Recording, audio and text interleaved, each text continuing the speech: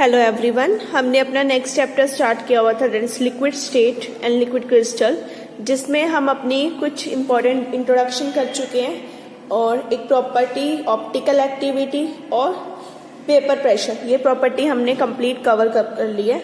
आज हम अपनी नेक्स्ट लिक्विड की प्रॉपर्टी स्टार्ट करेंगे दैट इज सरफेस टेंशन। ये भी इंपॉर्टेंट प्रॉपर्टी है। बात करते हैं सरफेस टेंशन की। ठीक है, सरफेस टेंशन किसी भी लिक्विड की एक करेक्टरिस्टिक प्रॉपर्टी है जो क्यों होती है, जब भी लिक्विड के जो मॉलिक्यूल्स होते हैं जब वो सरफेस पे आते हैं उनका एनवायरनमेंट अलग होता है। जब वो मॉलिक्यूल बॉडी के इंटीरियर में होते हैं तब एनवायरनमेंट क्या होता है, अलग होता है। जैसे मैंने यहाँ पर एक वेसल लिया, इसमें मैंने लिक्विड फिल कर दिया, एक इंटीरियर में मॉलिक्यूल है इस लिक्विड का, तो उस पे हर डायरेक्शन से फोर्स होगा इस तरह से। और जो ये बाहर है सरफेस पे, उस पे सिर्फ डाउनवर्ड डायरेक्शन में होगा, अपवर्ड में तो है ही नहीं ना, तो डाउनवर्ड डायरेक्शन में ये क्या होगा, फोर्स होगा। ठीक है, तो जो अंदर है उस पे अलग होगा फोर्स, और जो बाहर है मींस इंटीरियर है उस पे फोर्स अलग होगा, जो सरफेस पे है उस पे फोर्स अलग होगा। जो सरफेस वाले मॉलिक्यूल है इनमें कुछ ना कुछ टेंशन रहता है। टेंशन समझ रहे हो, जब आपके ऊपर कोई फोर्स लगाता है तो आपकी बॉडी में कहीं ना कुछ चेंजेस आते हैं, दैट इज टेंशन। तो इनकी वजह से जो होता है उसे बोलते हैं हम surface tension. It is defined as force acting right angle to the surface along 1 centimetre length of surface. ठीक है, उसे हम क्या बोलेंगे, हमारी प्रॉपर्टी सरफेस टेंशन। इस मॉलिक्यूल की बात करें, ये तो नेट जीरो हो गया ना, हर डायरेक्शन से फोर्स आ रहा था, नेट जीरो। फोर्स किस पे रह गया, इसके ऊपर, जो सरफेस के ऊपर है, तो इन्हीं को बोलते हैं हम surface tension. Means surface tension हम क्या बोलेंगे, it is defined as force acting right angle to the surface along 1 centimetre length of the surface. इसके जो यूनिट्स होते हैं, जनरली हम सरफेस टेंशन को डाइंस पर सेंटीमीटर और न्यूटन पर मीटर में डिफाइन करते हैं। ठीक है, जैसे हमारे फोर्स के होते हैं, एक तरह का फोर्स ही है। ठीक है, क्लियर हुआ सरफेस टेंशन क्या होता है। जो सरफेस टेंशन होता है इसमें क्या, एक इनवर्ड पुल है, इसे नीचे की तरफ पुश करेगा, यानी कि एक इनवर्ड पुल हो जाएगा इसके अंदर। ठीक है, इसी का रीजन है, इस वजह से जो हमारी ड्रॉप्स होती हैं, जनरली जो हम ड्रॉप्स बनाते हैं वो कैसी होती है, स्फेरिकल इन शेप।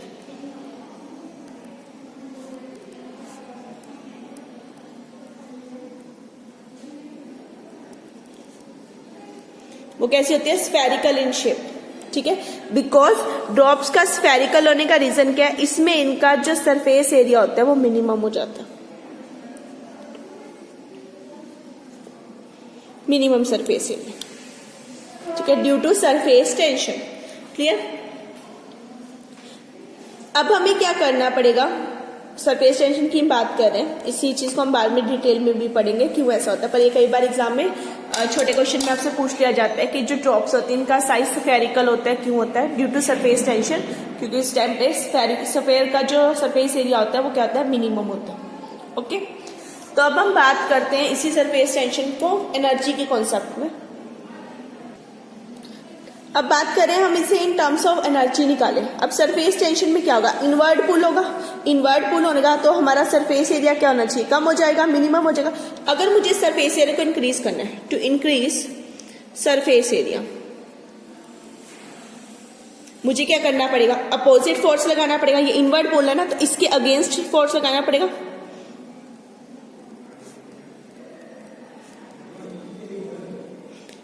इनवर्ड पुल होने की वजह से सरफेस एरिया कम हो रहा था। अगर मुझे सरफेस एरिया को इंक्रीज करना है तो मुझे एक अपोजिट वर्क करना पड़ेगा। जैसे कि हमारे सॉफ्ट सोल्यूशन होते हैं, तो हमने यहाँ पे क्या करना है, एक सॉफ्ट सोल्यूशन की फिल्म ले लेनी है ABCD, मैं इसे नाम दे रही हूँ ABCD। ठीक है, ये इतनी फिल्म है हमारी। ठीक है, क्या हो गया, सॉफ्ट सोल्यूशन से हमने इस फिल्म को से जो ले लिया, सॉफ्ट सोल्यूशन से कवर अप कर लिया। ठीक है, इसकी जो CD साइड है हम इसे क्या करेंगे, मूवेबल बनाएंगे। मूवेबल होगी ना तभी तो एरिया कम या ज्यादा हो सकता है। हमने इसे क्या करना है, मूव करवा के पुल अप करना है, किस पोजीशन तक, इस पोजीशन तक, EF। इनवर्ड पुल होता तो इसको यहां से इस पोजीशन में चले जाना था, बट हमने इसे पुल किया बाहर की तरफ। ठीक है, जब हम इसे बाहर की तरफ पुल किया तो ये कहां पहुंचेगी, EF तक। इस डायरेक्शन में हमने इसे क्या कर दिया, पुल अप कर दिया। ठीक है, अब सरफेस टेंशन तो इनवर्ड पुल था, ये एक आउटवर्ड पुल हो गया। ठीक है, यानी अपोजिट लगा, अगेंस्ट हमने किसके वर्क किया, against to the surface tension. इसे हम बोलेंगे हमारा वर्क। कितना वर्क हमने किया, वर्क कहाँ हुआ, वर्क इज डन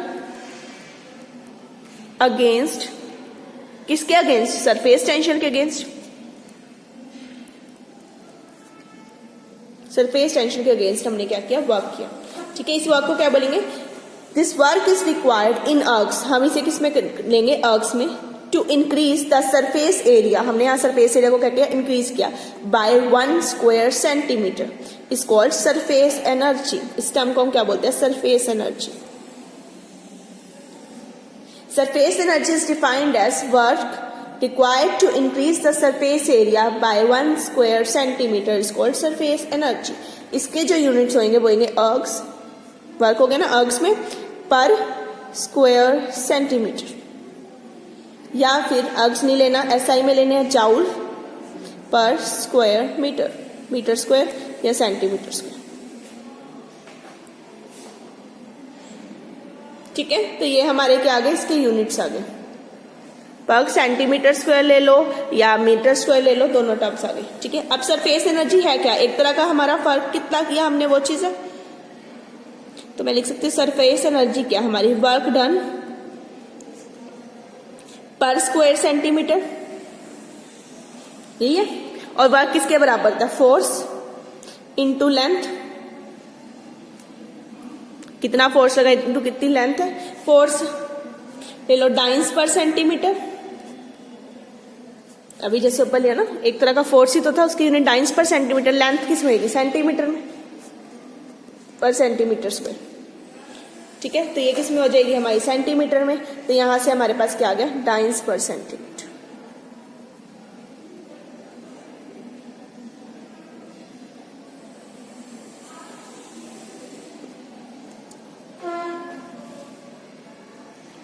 क्लियर, तो ये आ गए हमारे किसके यूनिट, सरफेस एनर्जी के यूनिट्स।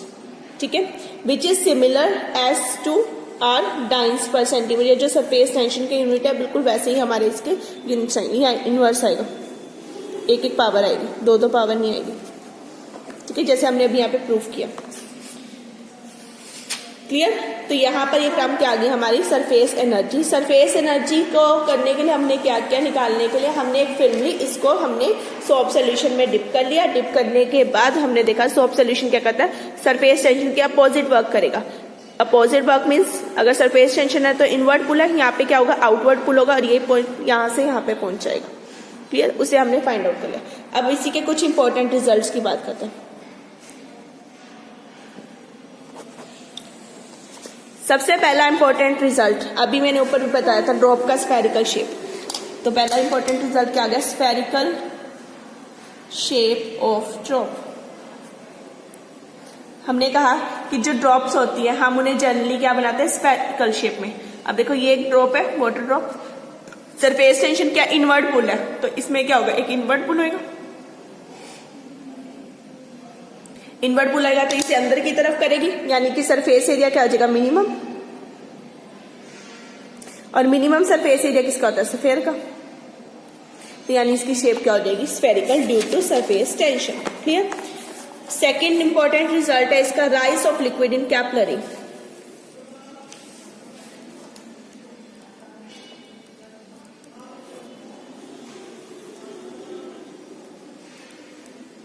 अब मैंने क्या करना है, कैपिलरी ट्यूब में राइज ऑफ लिक्विड की बात करनी है। ठीक है, अब हम यहाँ पे क्या करेंगे, एक कैपिलरी ट्यूब लेंगे। मैं इसके लिए क्या कर रही हूँ, सबसे पहले एक नीचे कंटेनर ले रही हूँ, इस कंटेनर में कोई लिक्विड फिल कर लिया। ठीक है, लिक्विड फिल करने के बाद यहाँ पे हमने अपनी कैपिलरी लगा दी।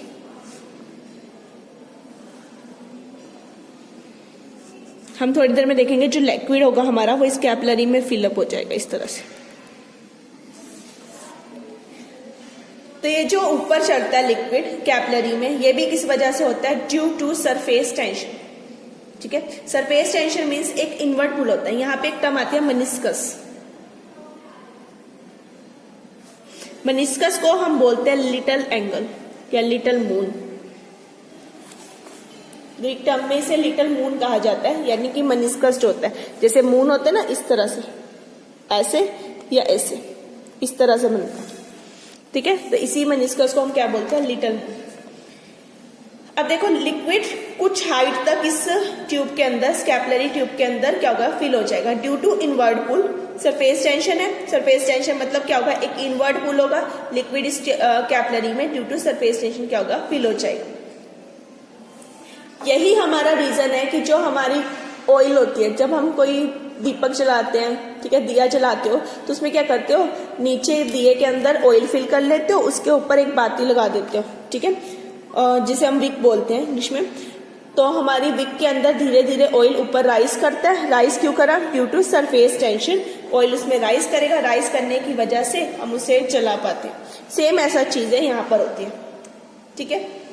अब दो तरह के लिक्विड होते हैं, एक होते हैं जो इसकी कैपिलरी की वॉल्स को वेट करेंगे, और एक होते हैं जो वेट नहीं करते, ठीक है। एक तो हो गए वेट ग्लास, जिन्होंने वेट करना है, और दूसरे हो गए नॉट वेट द ग्लास।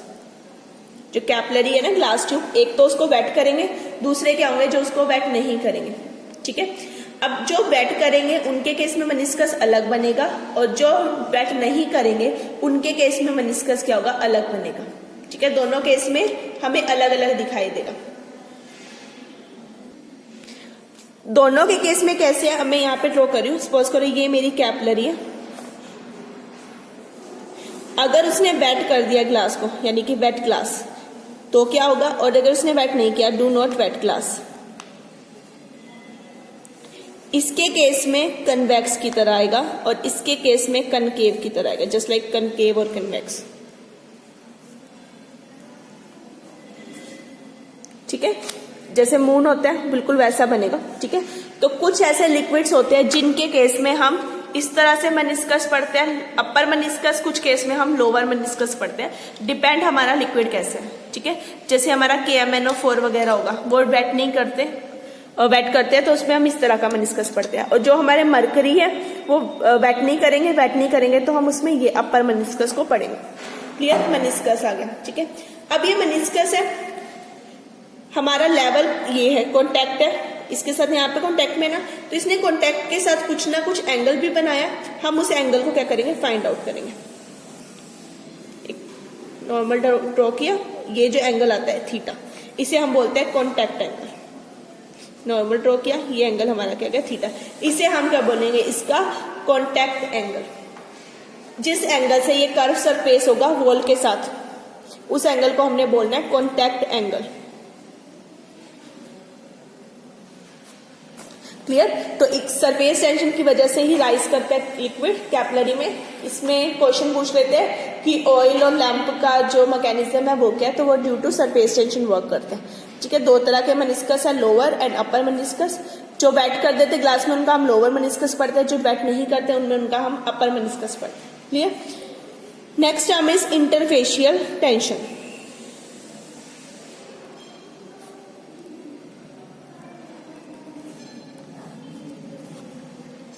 अब इसके लिए हम क्या करेंगे, हम दो इमिसिबल लिक्विड्स या पार्शियली मिसिबल लिक्विड्स लेते हैं। To immiscible liquids, immiscible liquids ले लो, और पार्शियली मिसिबल लिक्विड्स। अब इमिसिबल मतलब जो एक दूसरे में मिक्स नहीं होते, जैसे ऑयल ले लो, ऑयल के साथ ले लो उसका वाटर, ऑयल और वाटर एक दूसरे में मिक्स नहीं होते ना, ये आ जाएगा। पार्शली जो कुछ हद तक एक दूसरे में पार्शली मिक्स हो जाए, आप ऐसा कोई एग्जांपल ले सकते हो। अब ऑयल और वाटर का एग्जांपल मैं ले रही हूँ। अब ऑयल और वाटर है, दो अलग अलग लिक्विड्स है, दोनों अलग अलग लिक्विड्स में अलग अलग लेयर बन जाएगी। जैसे मैंने एक बीकर के अंदर लिया, ऑयल और लिक्विड में नीचे क्या आ जाता है, वाटर, और ऊपर क्या इकट्ठा हो जाएगा, ऑयल। जब आप एक कंटेनर के अंदर वाटर और ऑयल डालते हैं, आपको लेयर अलग अलग दिखाई देती है। वाटर सारा नीचे होता है, ऑयल ऊपर इकट्ठा होता है, तो आपको एक बीच में लेयर दिखाई देती है, सेपरेशन लेयर, कि नीचे तो वाटर है, ऊपर ऑयल है। अब वाटर के सरफेस पे अलग फोर्स लगेगा, ऑयल के सरफेस वाले पे अलग फोर्स लगेगा, तो दोनों सरफेस एक दूसरे के क्या साथ में है ना, साथ में। तो जो इनका सेपरेशन वाला पार्ट है, यहाँ पे हमारे पास क्या होगी, एक टेंशन जनरेट हो जाती है, जिसे हम बोलते हैं इंटरफेशियल टेंशन, ठीक है, दो लिक्विड्स, दोनों का सरफेस इमीडिएटली है, एक दूसरे के साथ है, तो इनमें क्या आती है, एक टेंशन जनरेट होती है जिसे हम बोलेंगे इंटरफेशियल टेंशन। ठीक है, क्लियर हो गया। इंटरफेशियल जो टेंशन है, एक लिक्विड दूसरे लिक्विड के मॉलिक्यूल को क्या करने लगेगा, अपनी तरफ अट्रैक्ट करने लग जाएगा इस टेंशन की वजह से। जो यहाँ के लिक्विड मॉलिक्यूल होंगे और जो यहाँ के होंगे आपस में एक दूसरे को क्या करेंगे, इंटरेक्ट करना शुरू कर देंगे आपस में। ठीक है, जैसे हमारी वेपर्स वाले में होते हैं, लिक्विड और वेपर हो गए। लिक्विड और वेपर में जाता है ना, एक लिक्विड का फेस, जैसे वेपर प्रेशर की प्रॉपर्टी पड़ी, नीचे लिक्विड है ऊपर वेपर्स है, उनके बीच में आपस में क्या होगी, इंट्रैक्शन होगी, तो कुछ की एनर्जी डाउन आ जाती है तो वो वापस वेपर से लिक्विड में आ जाते हैं, जिनकी एनर्जी इंक्रीज होगी वो लिक्विड से वापस किस में चले गए, वेपर में चले गए। तो दो लेयर्स के बीच में जो टेंशन हुई उसे हम क्या बोलेंगे, इंटरफेशियल टेंशन। ये किसकी वजह से हुई, due to surface tension. Clear. Next fourth is surface active agents.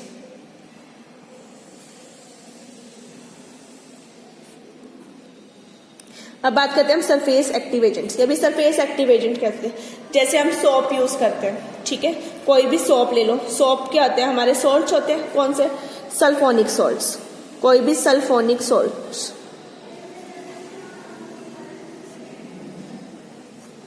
और कुछ और भी अदर ऑर्गेनिक कंपाउंड्स भी हो सकते हैं, कुछ भी हो सकता है इसमें। इनमें जैसे अल्कोहल्स आ गए हमारे, अल्कोहल्स का सेम होता है ना, जैसे इनका होता है अल्कोहल, एसीटोन, सोप। ठीक है, अब इन्हें जब भी हम वाटर में ऐड करते हैं, सोप को ऐड कर लो या जितने भी क्लीनिंग एजेंट्स होते हैं उनकी बात करिए, अल्कोहल हो गया, ये सारे, इन्हें जब वाटर में ऐड होते हैं इन्हें बोलते हैं सरफेस एक्टिव एजेंट। तो इस सरफेस टेंशन क्या होगी, डिक्रीज हो जाएगी, जैसे मैंने अभी किया पीछे। तो सरफेस टेंशन क्या हो जाएगी, डिक्रीज हो जाएगी। तो ये सब्सटेंस क्या करते हैं, सरफेस टेंशन को क्या करते हैं, डिक्रीज करते हैं, इसीलिए हम बोलते हैं सरफेस एक्टिव एजेंट। जैसे मैंने पीछे एग्जांपल लिया था, उसमें हमने क्या किया था, सरफेस टेंशन के अपोजिट वर्क किया था, इन सरफेस टेंशन को कम करने की कोशिश की थी। तो मैंने तब से किस में डिप किया था, इस फिल्म को सोप सोल्यूशन में। मुझे सोप की यहाँ पर क्या हो रही है, बात हो रही है। जो सोप हो गए, डिटर्जेंट हो गए, तभी ये सारे क्या करते हैं, क्लीनिंग करते हैं। अब क्लीनिंग कैसे करते हैं, सपोज करो मेरे पास एक कपड़ा है, क्लॉथ का पीस है, क्लॉथ के पीस पे ग्रीस लगी हुई है, ऑयल लगा हुआ है, कुछ भी इस तरह का मटेरियल लगा हुआ है, ठीक है, हम उसे वाटर से क्लीन करेंगे तब तो क्लीन नहीं होगा ना वो। हम उसमें क्या करते हैं, वो पानी के अंदर सोप डाल देते हैं, डिटर्जेंट डाल देते हैं या कोई और क्लीनिंग एजेंट डाल देते हैं, तो क्या होता है, एक टेंशन जनरेट हो जाती है बिटवीन। जैसे अभी हमने कहा दो लेयर बन गई, एक वाटर की लेयर, अब क्या बन गई, एक ऑयल की लेयर, इनके बीच में टेंशन जनरेट हुई। ठीक है, टेंशन जनरेट हुई तो इजिली जो ये मिक्सचर होता है ऑयल वाला, ये सोप के साथ मिक्स हो जाएगा। ठीक है, एक और लेयर जनरेट हुई, ऑयल के साथ एक सोप लेयर की जनरेट हुई, उसमें मिक्स हो गया और हमारे पास जो क्लॉथ है वो क्लीन हो जाता है। क्लियर। तो ड्यू टू क्लीनिंग जो हमारा एक्शन होता है वो किसकी वजह से होता है, due to surface tension. Clear. Next fifth is effect of temperature. अब टेम्परेचर की वजह से सरफेस टेंशन पे क्या इफेक्ट पड़ता है, जनरली क्या होता है, जब टेम्परेचर इंक्रीज होता है सरफेस टेंशन डिक्रीज होती है।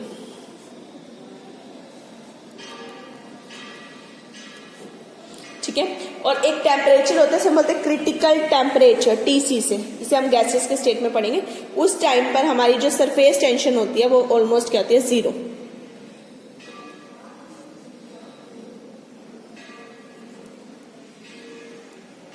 ऑलमोस्ट इसमें क्या होती है, जीरो होती है। ठीक है, अब with the increase of temperature क्या होगी, ये डिक्रीज होगी। ठीक है, अब डिक्रीज क्यों हुई, अब देखो जब हम टेम्परेचर को इंक्रीज करते हैं, टेम्परेचर इंक्रीज करने पे क्या होता है, जो मॉलिक्यूल्स की काइनेटिक एनर्जी है वो क्या होती है, इंक्रीज हो जाएगी।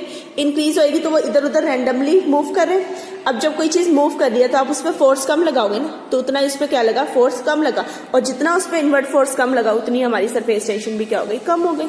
ठीक है, इसी चीज को एक्सप्लेन किया था इन द फॉर्मूला में इवोटास ने। इवोटास का फॉर्मूला था gamma m/d raise to power 2/3 equal to k Tc minus T. ये Tc क्रिटिकल टेम्परेचर है। m किसी भी सब्सटेंस का मॉलिक्यूलर मास है, m है मॉलिक्यूलर मास जो भी मैं लूंगी सब्सटेंस उसका, d क्या उसकी density.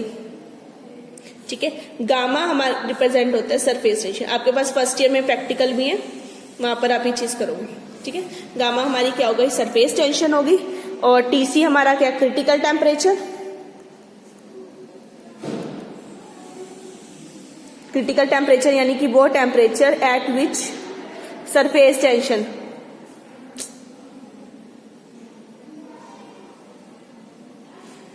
Gamma is equal to 0। Clear, ठीक है। m/d हमारी क्या आती है, मोलर मास अपॉन डेंसिटी, तो ये m/d हमारी क्या है, मोलर वॉल्यूम। ठीक है, अब मोलर वॉल्यूम को हमने क्या कर दिया, 2/3 कर दिया। ये जो टर्म होगी इसकी पावर हमने क्या कर दी, 2/3, तो ये बन जाती है हमारी मोलर सरफेस। ठीक है, यानी कि अब हम इसको जब 2/3 किया तो ये किसके लिए होगी, स्फेरिकल के लिए।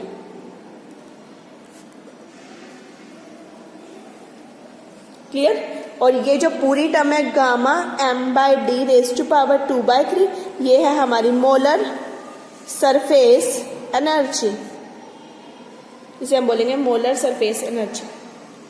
क्लियर, अब इसी चीज को थोड़ा सा और एक्सप्लेन किया था इवोटास्की मेथड को रामसे ने और शील्ड ने थोड़ा सा और एक्सप्लेन किया, तो उन्होंने इसे मॉडिफाई फॉर्म में दिया, m/d raise to power 2/3 is equal to k TC minus T minus 6। ठीक है, उन्होंने इसे दिया। और इसी चीज को फिर से एक और ने एक्सप्लेन किया, वो थे हमारे कट्यायम। उन्होंने ये चीज बोली m/d minus T raise to power 2/3 k dash into TC minus T। ये जो स्मॉल d है ये डेंसिटी किसकी है, वेपर्स की। उन्होंने कहा उस टाइम पर कुछ ना कुछ वेपर भी बनेंगे, तो वो वेपर्स की डेंसिटी लिक्विड की डेंसिटी में से क्या होगी, माइनस होगी, तब हमारे पास ये चीज आएगी। क्लियर, तो ये था इफेक्ट ऑफ टेम्परेचर। जनरली ये चीज याद रखनी है कि with the increase of temperature surface tension क्या होगा, डिक्रीज हो जाएगा। ठीक है, सरफेस टेंशन डिक्रीज होगा, हम उससे क्या करेंगे, नोट डाउन कर लेंगे।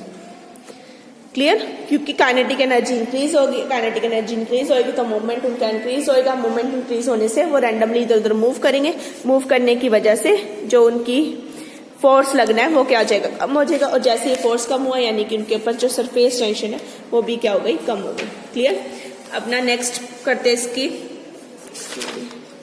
5 हो चुके हैं, हमारे पास 6 आ गई हमारे पास। Effect of adding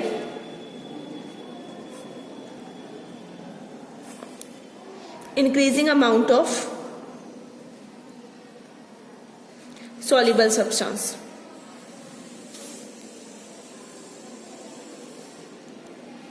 soluble substance means impurities की बात करें।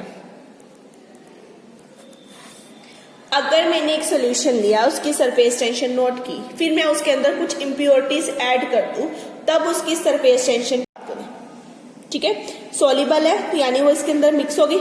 इनसॉल्युबल की बात हम ऑलरेडी कर चुके हैं, इनसॉल्युबल हमने यहाँ पे ले लिया, ये सॉल्युबल नहीं होते, इनसॉल्युबल को हम डिस्कस कर चुके। अब हमने बोलना है कि सॉल्युबल इम्प्योरिटीज की बात करनी। ठीक है, तो उनकी जो सरफेस टेंशन होगी क्या फर्क पड़ेगा, तो इससे क्या होगा, उनकी जो सरफेस टेंशन है वो क्या हो जाएगी, डिक्रीज हो जाएगी। सरफेस टेंशन क्या आएगी, डिक्रीज होएगी। और थोड़ी बहुत ही नहीं, बल्क में, बल्क का मतलब समझे ना, बहुत ज्यादा, लार्ज अमाउंट में। ठीक है, जितनी ज्यादा आप इसमें इम्प्योरिटी डालोगे उतनी ज्यादा उसकी वैल्यू क्या हो जाएगी, इंक्रीज हो जाएगी। अब कोई भी वो ले लो, नॉर्मल वाटर है, वाटर की सरफेस टेंशन क्या होगी, ज्यादा। आपने उसके अंदर एक डाल देना ऐसा इम्प्योरिटी मैं सोप भी डाल सकती हूँ, हमें पता है सोप वाटर में मिसिबल हो जाते हैं। ठीक है, मिसिबल हो गया, मिसिबल हुआ यानी एक तरह की इम्प्योरिटी है, तो उन्होंने उसकी सरफेस टेंशन को क्या कर देना, डिक्रीज कर देना। जैसे हम यहाँ पे ले लें, ये जनरली ले ली मैंने वाटर की सरफेस टेंशन।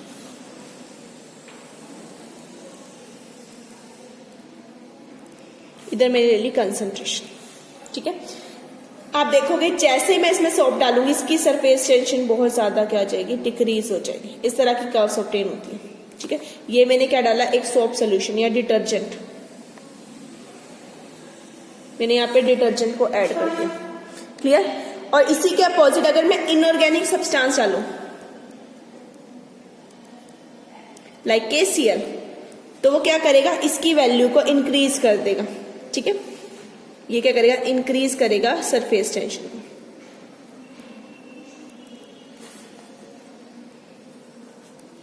KCl।